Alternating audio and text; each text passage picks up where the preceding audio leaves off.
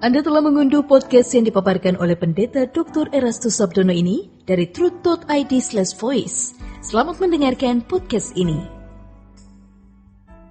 Shalom, kebenaran hari ini 13 Juni 2022 dengan tema merajut pakaian pesta. Kalau di lingkungan kita dijelek-jelekan, justru itu sebenarnya kesempatan bagi kita untuk mendandani diri. Kita lihat nanti di pengadilan.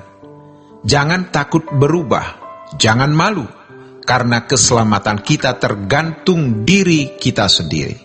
Dan jangan sombong.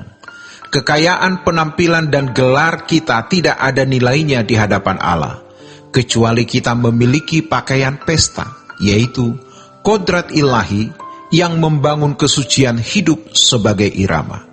Jadilah militan, ekstrim, radikal, sungguh-sungguh fanatik positif kepada Tuhan Yesus, ekstrim untuk hidup dalam kesucian, mengikut jejak Tuhan Yesus.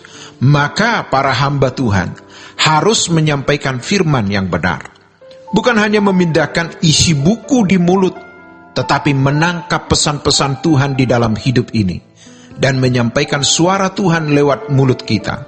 Tetapi harus dengan pimpinan Roh Kudus, supaya kita menjadi seperti orang-orang pada zaman Yesus yang mengatakan, orang ini mengajar berbeda dari ahli Taurat dan orang Farisi, teolog-teolog Yahudi. Dan marilah kita menjadikan hal berkenan kepada Allah bukan saja prioritas, tapi jadikan ini sebagai satu-satunya proyek kehidupan kita. Karena tidak semua orang menjadi umat pilihan.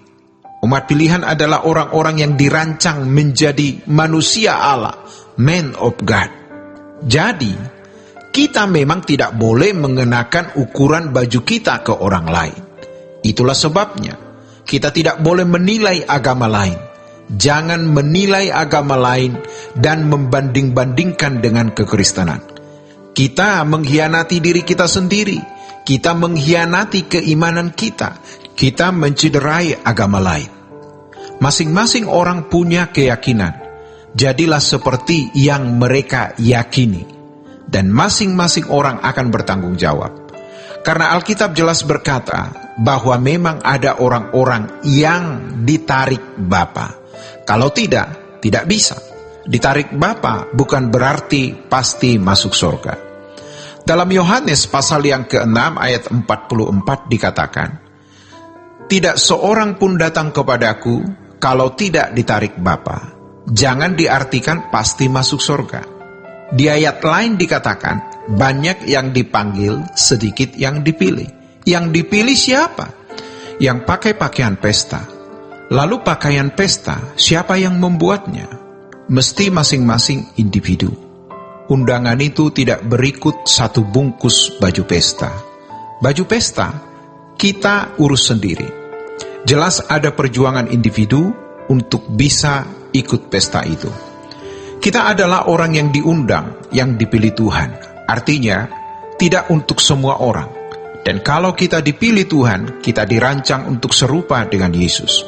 Maka dikatakan di dalam Roma, pasal 8 ayat 29, sebab semua orang yang dipilihnya dari semula, mereka juga ditentukannya.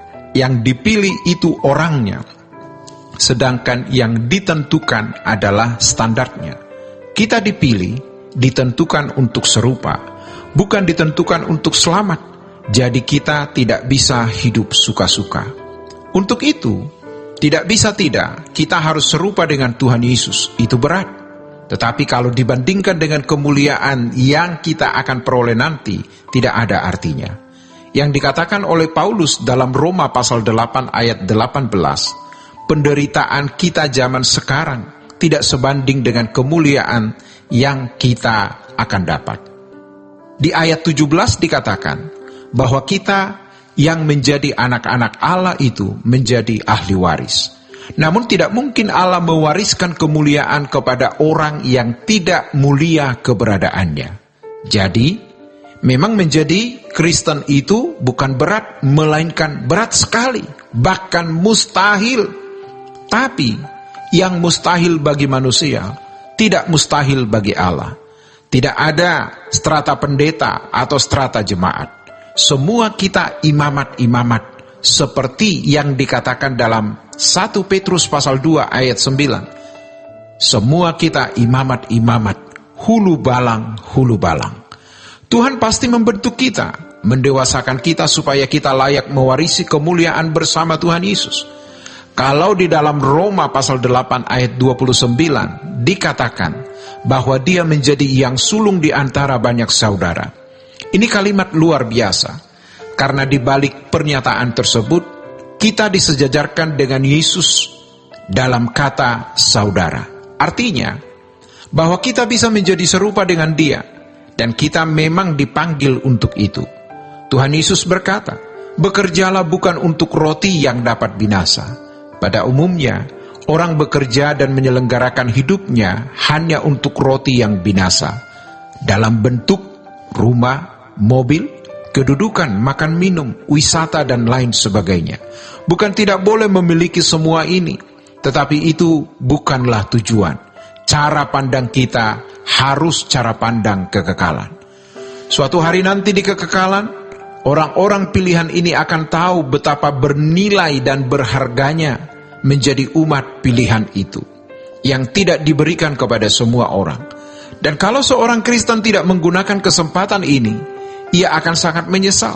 Di dalam Injil dikatakan, orang-orang yang tidak setia akan disamakan dengan orang-orang yang tidak mengenal Allah.